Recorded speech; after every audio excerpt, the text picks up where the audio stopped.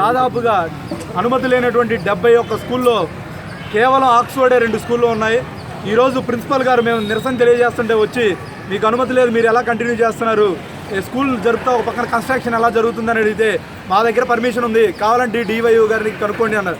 DYO గారికి phone చేస్తే ఈరోజు ఆయన చెప్పేటువంటి విషయం ఏంటి, ఆయన మీరే విన్నారు, ఈరోజు అనుమతి లేదు, దానికి మేము ఇచ్చామని చెప్పడం జరిగింది. ఇటువంటి ఈరోజు వీళ్ళు నిస్సిగ్గుగా భయం లేకుండా ఏ విధంగా నడుపుతున్నారు. డివైఓ గారు కానివ్వండి, ఈ రాష్ట్ర ప్రభుత్వం కానివ్వండి, విద్యాశాఖ మండలి కానీ ఎందుకు చర్య తీసుకోవట్లేదు? వీరు ఏ విధంగా ముడుపులు తీసుకొని ఈరోజు అనుమతులు లేకుండా ప్రైవేటు విద్యకు పెద్దపీట వేస్తున్నారు, ప్రైవేటు వ్యవస్థకి రెడ్ కార్పెట్ ఎందుకు పరుస్తున్నారు?